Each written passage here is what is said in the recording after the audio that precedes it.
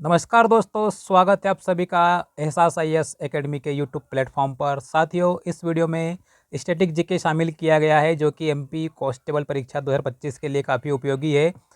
चलिए बढ़ते हैं प्रश्नों की ओर। चैनल पर नए हो तो चैनल को सब्सक्राइब जरूर कर लीजिएगा। अगर वीडियो अच्छा लगे तो वीडियो को लाइक और शेयर करिएगा। देखते हैं पहला प्रश्न कौन सा है स्क्रीन पर। पहला प्रश्न, भारत में कौन सा स्थान देव दीपावली के उत्सव के लिए प्रसिद्ध है? तो यह वाराणसी है।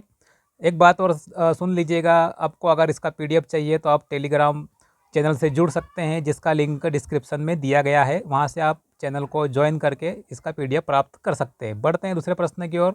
दूसरा प्रश्न है, गणगौर उत्सव मुख्य रूप से भारत के किस राज्य में मनाया जाता है? तो यह राजस्थान में मनाया जाता है। तीसरा प्रश्न है, रण उत्सव एक सांस्कृतिक उत्सव किस भारतीय राज्य में होता है? तो ये गुजरात में होता है। बिहार की छठ पूजा किस देवता को समर्पित है? अभी दिवाली के बाद मनाई गई छठ पूजा आपने देखा होगा टीवी में। तो यह किस देवता को समर्पित है? यह सूर्य देवता को समर्पित है, ध्यान रखिएगा। ओणम मुख्य रूप से भारत के किस राज्य में मनाया जाता है? कौन सा? ओणम भारत के किस राज्य में मनाया जाने वाला एक फसल उत्सव है। कैसा उत्सव है पूछा जाए ओणम, तो यह एक फसल उत्सव है। और कहाँ मनाते हैं? केरल में मनाते हैं, याद रखिएगा। अगले प्रश्न की ओर बढ़ें। ओणम को किस असुर राजा की घर वापसी के रूप में मनाया जाता है? यह भी एक प्रश्न बनता है कि ओणम किस असुर राजा की घर वापसी के रूप में मनाते हैं? तो यह महाबली की घर वापसी के रूप में मनाया जाता है। सातवां प्रश्न है, सिग्मो उत्सव मुख्य रूप से भारत के किस राज्य में मनाया जाता है? तो गोवा में मनाया जाता है सिग्मो उत्सव। आठवां प्रश्न, एक मरा उत्सव भारत के किस राज्य में मनाया जाता है? तो ओडिशा में मनाया जाता है एक मरा उत्सव। काफ़ी महत्वपूर्ण प्रश्न आया। नौवां प्रश्न देखें, फूल देव त्यौहार मुख्य रूप से भारत में के लोगों द्वारा मनाया जाता है? तो किसके द्वारा मनाया जाता है? उत्तराखंड के लोगों द्वारा मनाया जाता है फूल देव त्यौहार। 10वां प्रश्न साथियों काफ़ी महत्वपूर्ण प्रश्न है और काफ़ी आसान भी होगा आप लोगों के लिए। मकर संक्रांति को समर्पित त्यौहार है, किसको समर्पित है? सूर्य देवता को समर्पित त्यौहार है मकर संक्रांति। 11वां प्रश्न है साथियों, हार्नबिल उत्सव भारत के किस राज्य से संबंधित है? तो नागालैंड राज्य से संबंधित है हार्नबिल उत्सव। 12वां प्रश्न देखें, काफ़ी फटाफट चलेगा ये वीडियो, काफ़ी फटाफट चलेगा। देखिए 12वां प्रश्न, नागालैंड में प्रसिद्ध हार्नबिल महोत्सव हर साल किस दिन शुरू होता है? तो यह 1 दिसंबर को शुरू होता है। 13वां प्रश्न है, होली का त्यौहार किस हिंदू महीने में मनाया जाता है? तो कब मनाते हैं? फाल्गुन माह में मनाया जाता है होली। बंगला उत्सव भी काफ़ी महत्वपूर्ण प्रश्न है। बंगला उत्सव मुख्य रूप से किस जनजाति द्वारा मनाया जाता है? तो गारो जनजाति द्वारा मनाया जाता है बंगला उत्सव। 15वां प्रश्न है, कौन सा त्यौहार वर्ष में एक ही समय के दौरान नहीं मनाया जाता? तो बोनालू उत्सव कैसा त्यौहार है जो वर्ष में एक समय नहीं मनाया जाता है? 16वां प्रश्न आया स्क्रीन पर, मलयालम नव वर्ष के अवसर पर किस देवता की पूजा की जाती है? दोस्तों किसकी की जाती है? भगवान विष्णु की पूजा की जाती है मलयालम नव वर्ष पर। 17वां प्रश्न है, असम राज्य संबंधित त्यौहार है कौन सा? बिहू असम राज्य संबंधित है, काफ़ी महत्वपूर्ण है, काफ़ी बार पूछा गया है। 18वां प्रश्न है, मणिपुर में बसंत की शुरुआत का उत्सव मनाने के लिए कौन सा त्यौहार मनाया जाता है? तो योशोंग त्यौहार मनाया जाता है बसंत की शुरुआत के लिए। 19वां प्रश्न है, संगीत नाटक अकादमी के अनुसार भारत में शास्त्रीय नृत्य शैलियों की संख्या कितनी है? तो कुल 8 है। 20वां प्रश्न, केकोटिकली नृत्य किस त्यौहार को मनाने के लिए किया जाता है? तो ओणम के लिए किया जाता है। 21वां प्रश्न, ढिमसा किस राज्य में किया जाने वाला एक लोक नृत्य है? तो प्रदेश में किया जाने वाला लोक नृत्य है। लावणी किस राज्य में लोकप्रिय नृत्य है? तो महाराष्ट्र का है लावणी। टापू नृत्य मुख्य रूप से भारतीय राज्य अरुणाचल प्रदेश में मनाया जाता है। 22वां प्रश्न, करगाम भारत के किस राज्य का लोक नृत्य है? तो करगाम तमिलनाडु का लोक नृत्य है। 25वां प्रश्न है, भारे जनजाति द्वारा का लोकप्रिय नृत्य कौन सा है? तो भड़म या भड़ाम भी कहते हैं इसको, यह भारे जनजाति का लोकप्रिय नृत्य है। 26वां प्रश्न आया स्क्रीन पर, खजुराहो उत्सव भारत के किस राज्य में प्रसिद्ध रूप से मनाया जाता है? तो मध्य प्रदेश में मनाया जाता है खजुराहो नृत्य उत्सव। 27वां प्रश्न है, सेला एक नृत्य है जो छत्तीसगढ़ में बांस की छड़ियों के साथ मनाया जाता है, कौन सा? सेला। 28वां प्रश्न है, अहिराई मध्य प्रदेश की भारिया जनजाति का एक लोकप्रिय नृत्य है। कुचिपुड़ी नृत्य रूप में कौन सा पसंदीदा पारंपरिक शब्दम संख्या में से एक है? तो 10 अवतार है, ध्यान रखिएगा। गणगौर उत्सव किस मौसम के स्वागत का उत्सव है? तो बसंत का मौसम। कौन सा मौसम? बसंत का मौसम, ध्यान रखें। 31वां प्रश्न है, फुगड़ी एक लोक नृत्य है जो मुख्य रूप से गोवा में किया जाता है, कौन सा नृत्य शैली भील जनजाति से प्रसिद्ध है, तो भील जनजाति में प्रसिद्ध है भगोरिया नृत्य शैली। कालिदास सम्मान से सम्मानित गुरु विपिन सिंह एक कौन थे? मणिपुरी नर्तक थे। 34वां प्रश्न है, किस भारतीय शास्त्रीय नृत्य की व्याख्या हिंदू पौराणिक कथाओं की दिव्य जादूगरनी के नृत्य के रूप में की जाती है? तो मोहिनी अट्टम। काफ़ी महत्वपूर्ण है मोहिनी अट्टम। 35वां, व्यक्तिगत का सिद्धांत जारी किया गया था, तब भारत का गवर्नर जनरल कौन था? तो लॉर्ड डलहौजी था।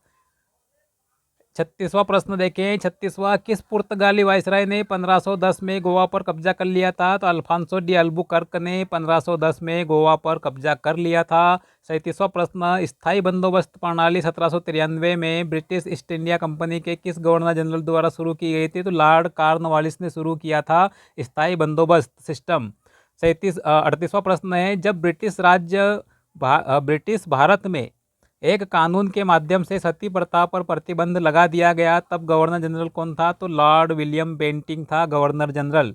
39वां प्रश्न, 1925 में स्थापित राष्ट्रीय सेवक संघ के संस्थापक कौन थे? तो केशव बलराम हेगड़ेवार जी थे। 40वां प्रश्न है, स्वामी विवेकानंद के गुरु कौन थे? रामकृष्ण परमहंस थे।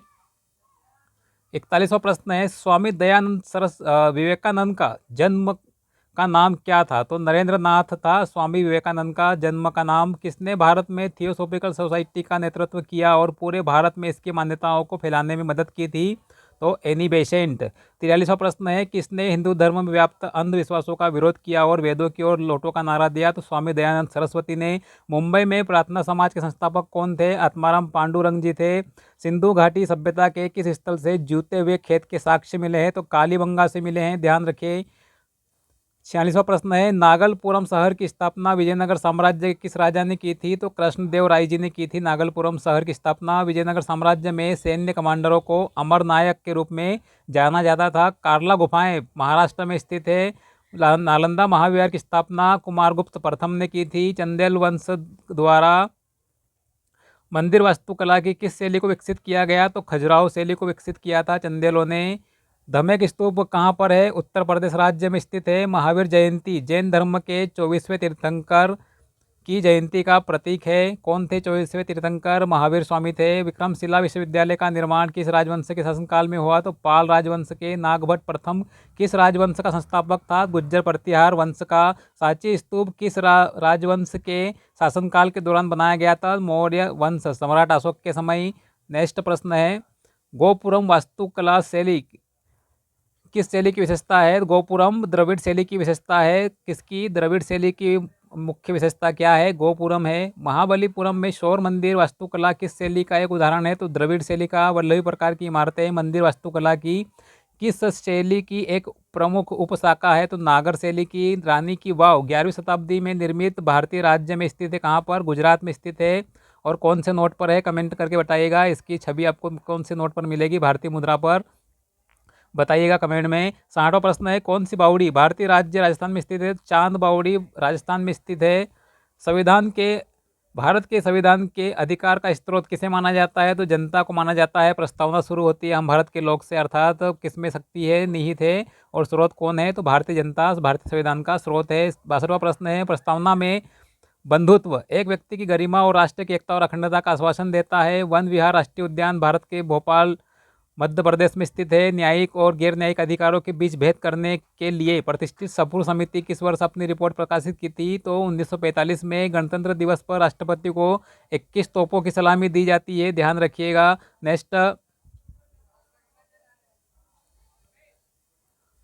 नेक्स्ट प्रश्न है, भारत के संविधान में नागरिकों के लिए मौलिक कर्तव्यों को किस वर्ष में जोड़ा गया था? तो 1976 में जोड़ा गया था स्वर्ण सिंह समिति की सिफारिश पर। किस संविधान संशोधन के द्वारा भारतीय संविधान में मौलिक कर्तव्यों को जोड़ा गया? तो 42वां संविधान संशोधन, जो कि 1976 में किया गया था और स्वर्ण सिंह समिति इसके लिए गठित की गई थी और इसे लघु संविधान भी कहा जाता है, क्योंकि काफ़ी संशोधन हुए थे संविधान में उस समय। देखिए 68वां प्रश्न क्या है दोस्तों, भारत के संविधान का कौन सा अनुच्छेद कानून के समक्ष समानता संबंधित है? तो अनुच्छेद 14। संघ की कार्यकारिणी का संवैधानिक प्रमुख कौन होता है? तो राष्ट्रपति होता है। प्राकृतिक पर्यावरण की रक्षा किस प्रकार का संवैधानिक प्रावधान है? तो मौलिक कर्तव्य है। नेक्स्ट प्रश्न है, सरकार का संसदीय स्वरूप भारतीय संविधान द्वारा किस देश से ग्रहित किया गया है? तो यूनाइटेड किंगडम से किया गया है। कौन सा अधिकार भारत के किसी भी भाग में रहने और बसने का उपबंध करता है? तो स्वतंत्रता का अधिकार करता है। भारतीय संविधान के अनुच्छेद 51A में सूचीबद्ध एक मौलिक कर्तव्य कौन सा? हमारी मिश्रित संस्कृति की समृद्ध विरासत को महत्व देना और उसे संरक्षित करना। भारतीय संविधान द्वारा स्थापित न्यायिक प्रणाली के संबंध में क्या सही है? यह संपूर्ण और स्वतंत्र है। कैसी है भारतीय न्यायिक प्रणाली?